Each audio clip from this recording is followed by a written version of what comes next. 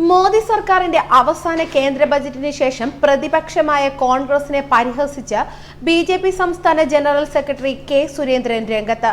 പാർലമെന്റിൽ ഇരിക്കുന്ന രാഹുൽ ഗാന്ധി, മല്ലികാർജുൻ ഖാർഗെ, കെ.സി. വേണുഗോപാൽ എന്നിവരുടെ ചിത്രം സഹിതം ഫേസ്ബുക്കിൽ പോസ്റ്റ് ചെയ്തുകൊണ്ടാണ് സുരേന്ദ്രന്റെ പരിഹാസം. ഇത്രയും പ്രതീക്ഷിച്ചില്ല അല്ലേ, വാട്ട് എ സ്യൂട്ട് ബ്യൂട്ട് സർക്കാർ എന്ന വാചകത്തോടെയാണ് ഈ ചിത്രം പോസ്റ്റ് ചെയ്തിരിക്കുന്നത്. കേന്ദ്ര ബജറ്റിനെ പുകഴ്ത്തിയാണ് കോൺഗ്രസിനെയും പ്രതിപക്ഷത്തെയും സുരേന്ദ്രൻ വിമർശിക്കുന്നത്.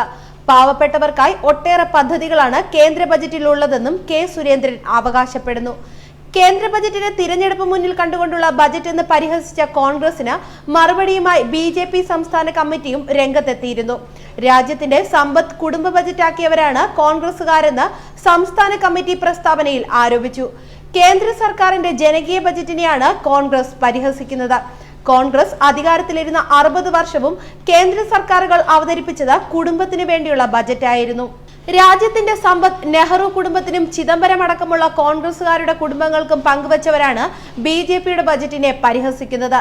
ചരിത്രത്തിൽ ആദ്യമായാണ് കർഷകർക്ക് മിനിമം വേതനം നൽകുന്നത്. കർഷകർക്കും തൊഴിലാളികൾക്കും ഇടത്തരക്കാർക്കും ഏറെ പ്രയോജനപ്പെടുന്ന ബജറ്റാണ് കേന്ദ്ര സർക്കാർ അവതരിപ്പിച്ചത്.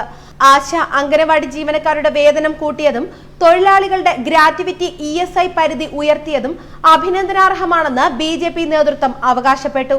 അതേസമയം കേന്ദ്ര സർക്കാരിന്റെ ഇടക്കാല ബജറ്റിനെതിരെ സുപ്രീം കോടതിയിൽ ഹർജി. അഡ്വക്കേറ്റ് മനോഹർ ലാൽ ശർമ്മയാണ് ബജറ്റ് അസാധുവാക്കണമെന്ന ആവശ്യവുമായി കോടതിയെ സമീപിച്ചിരിക്കുന്നത്. ഇടക്കാല ബജറ്റിന് ഭരണഘടനാ സാധുതയില്ലെന്നും അതിനാൽ ബജറ്റ് അസാധുവാക്കണമെന്നും ആവശ്യപ്പെട്ടാണ് ഹർജി നൽകിയിരിക്കുന്നത്. ഭരണഘടനാ പ്രകാരം പൂർണ്ണ ബജറ്റും വോട്ട് ഓൺ അക്കൗണ്ടും അവതരിപ്പിക്കാൻ മാത്രമേ സാധിക്കൂവെന്നാണ് ഹർജിയിൽ അഡ്വക്കേറ്റ് മനോഹർ പറയുന്നത്. കേന്ദ്ര സർക്കാരിന്റെ കാലാവധി തീരാൻ കുറച്ചു കാലം മാത്രം ബാക്കി നിൽക്കെ സർക്കാരിന് പൂർണ്ണ ബജറ്റ് അവതരിപ്പിക്കാൻ സാധിക്കില്ലെന്നും കുറഞ്ഞ കാലത്തേക്കുള്ള ഭരണ ചിലവുകൾക്കായുള്ള വോട്ട് ഓൺ അക്കൗണ്ട് അവതരിപ്പിക്കാനേ സാധിക്കൂവെന്നും ഹർജിക്കാരൻ ചൂണ്ടിക്കാണിക്കുന്നു. ഇടക്കാല ബജറ്റ് എന്നൊരു സംവിധാനം ഭരണഘടനാനുസൃതമല്ലെന്നും ഹർജിക്കാരൻ ചൂണ്ടിക്കാണിക്കുന്നുണ്ട്.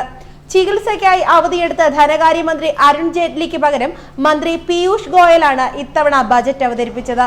കർഷകർക്കും മധ്യവർഗക്കാർക്കും കൂടുതൽ ഇളവുകളും ആനുകൂല്യങ്ങളും പ്രഖ്യാപിക്കുന്നതായിരുന്നു ബജറ്റ്.